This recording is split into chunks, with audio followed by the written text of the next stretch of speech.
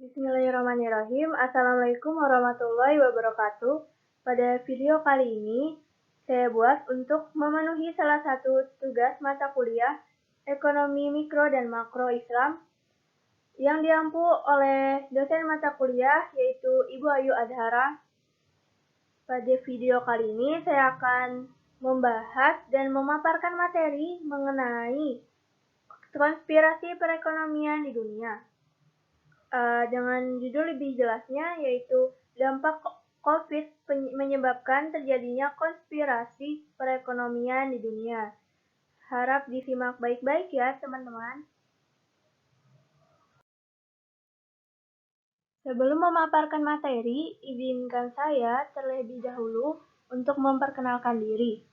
Perkenalkan, nama saya Messi Trikusnul Khatimah dari program studi akuntansi syariah kelas 2C dengan NIM 2114140270.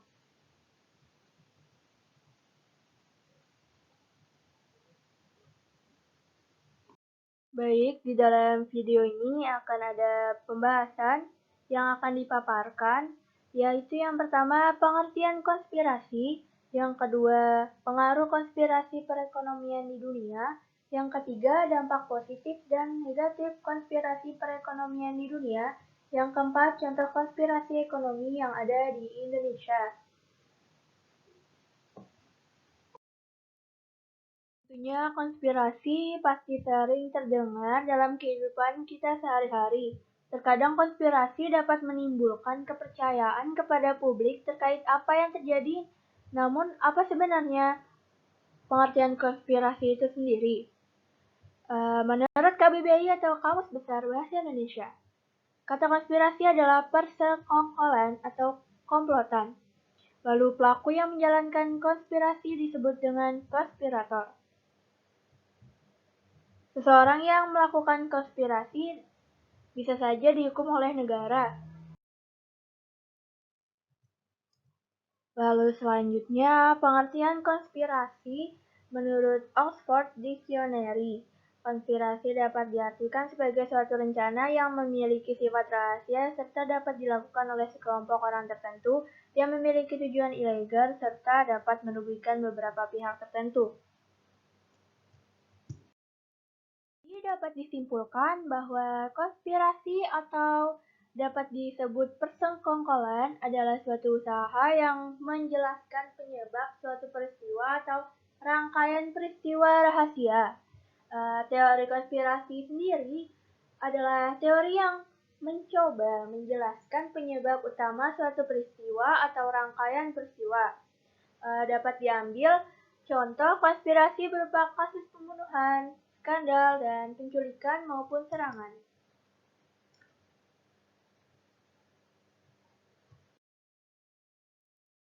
Ingat bahwa konspirasi tidak sepenuhnya benar adanya.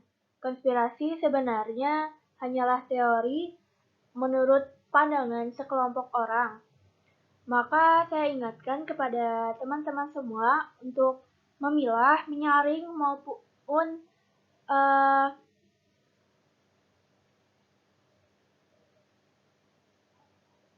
tidak langsung menerima terkait informasi konspirasi tersebut. Sebaiknya kalian cek terlebih dahulu kebenaran dari informasi tersebut. Kan di era kita nih mudah ya mendapatkan berbagai macam informasi. Jadi sebaiknya benar-benar dicari kepada sumber yang terpercaya deh. Yang baiknya diambil dan yang buruknya ditinggalkan.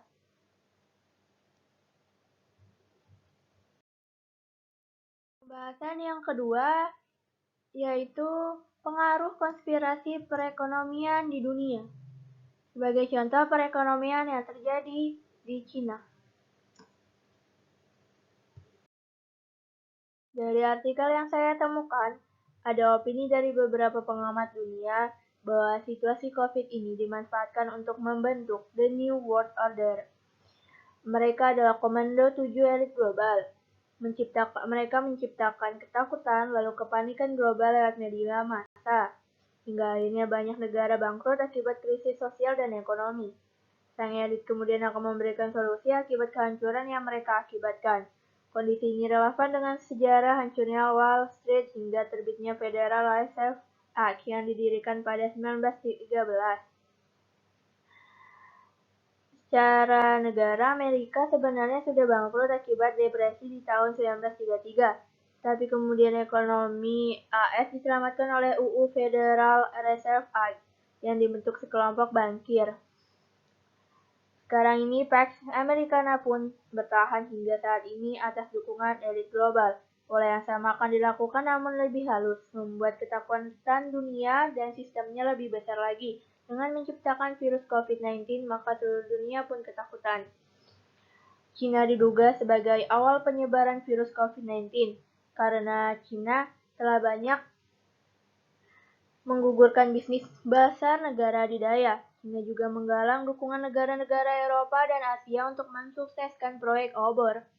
Selain untuk meruntuhkan dominasi Cina, mereka juga memantau cara tepat yang negara itu lakukan, yaitu lockdown. Seruan lockdown banyak digaungkan oleh WHO dibantu tekanan media massa terkemuka di dunia yang dari awal sudah memblow up agar terjadinya kepanikan. Banyak negara melakukan hal itu, hasilnya mata uang hancur, pasar global anjlok, perbankan runtuh. Tujuan elit pun sukses, membawa dunia menjadi krisis global. Selanjutnya, elit pun memberikan masukan dengan vaksin, dan negara akan tersedot untuk memburu vaksin. Ketika negara sudah diambang bangkrut, tentu saja elit konspirasi ini menawarkan solusi untuk pemulihan ekonomi dengan utang-utang yang baru. Negara di dunia akan tenggelam dengan utang yang entah sampai kapan harus melunasinya. Ekonomi sudah dikuasai dan mereka dapat menerbitkan bond atau surat utang tanpa jaminan. Bahkan ketika pasar modal terjungkal, mereka juga bisa membelinya dengan harga yang murah. Fase selanjutnya utang yang tak sanggup dibayarkan negara. Hancurnya ekonomi secara global akan membuat langkah para elit semakin mudah untuk mengontrol dunia, bahkan akan dibuat mata uang yang jenis baru.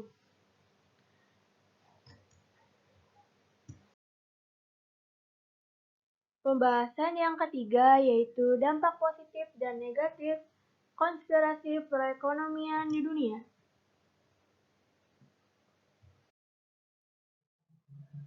Tentu saja, konspirasi perekonomian di dunia ini memiliki dampak yang sangat luar biasa secara mengglobal. Dapat terlihat dari bagaimana para elit global ingin menata ulang perekonomian dunia dengan cara menciptakan ketakutan, lalu kepanikan global lewat media massa. Dan pada akhirnya banyak negara bangkrut akibat krisis sosial dan ekonomi. Lalu pengaruh baiknya dapat terlihat pada negara kita yaitu Indonesia.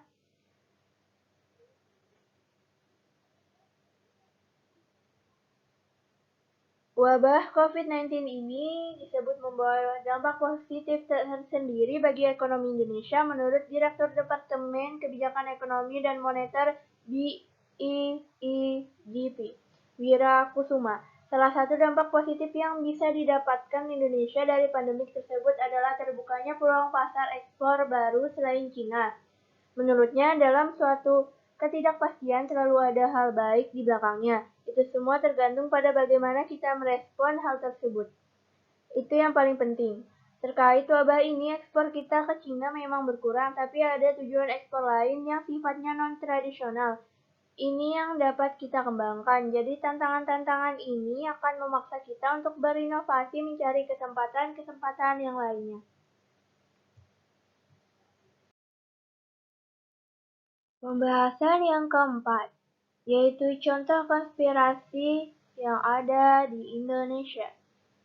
Dapat terlihat dalam film dokumenter tahun 2019 yang dibuat oleh Dendi Dwi Laksono dan Ucok Supat yang berjudul Sexy Killer, di mana tergambar jelas adanya sebuah konspirasi dalam industri pertambangan yang berhubungan dengan dunia perpolitikan dalam film tersebut.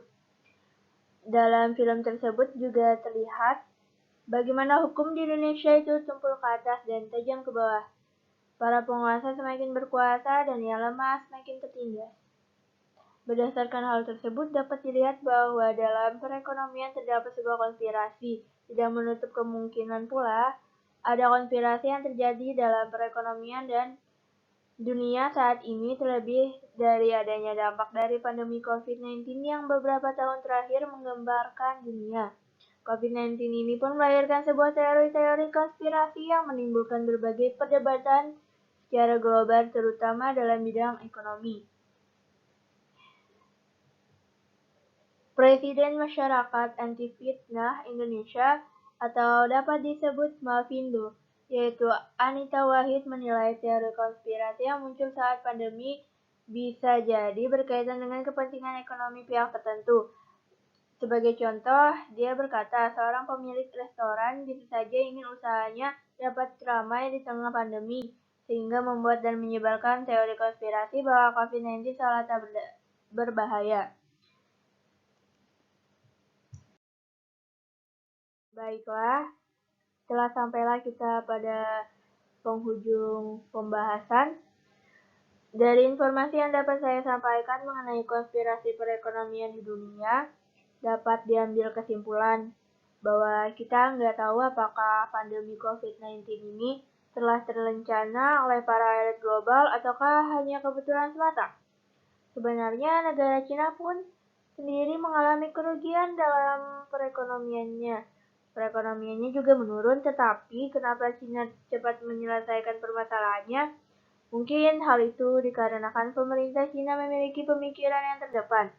Tidak hanya itu, masyarakatnya pun memiliki pemikiran yang luas dan kreatif. Seharusnya Indonesia pula meniru hal tersebut, dan saya berharap para pemerintahnya tidak hanya memikirkan keuangan pribadinya. Lalu, tidak semua kejadian di dunia ini direncanakan atau dikatakan konspirasi, termasuk dalam hal pandemi COVID-19. Sekian materi atau pembahasan yang dapat saya sampaikan mengenai konspirasi perekonomian di dunia, atau lebih tepatnya dampak pandemi menyebabkan adanya konspirasi perekonomian di dunia. Sebelum saya mengatakan salam, boleh dong promo Instagram dulu. Kalian dapat follow dan kunjungi Instagram dari yang tertera di sini ya. Saya mohon maaf apabila ada kesalahan dalam perkataan maupun perbuatan dalam pemenuhan pembuatan tugas video ini masih jauh dari kata sempurna. Mohon harap dimaklumi ya. Wabillahi taufiq wal hidayah. Wassalamualaikum warahmatullahi wabarakatuh. Terima kasih.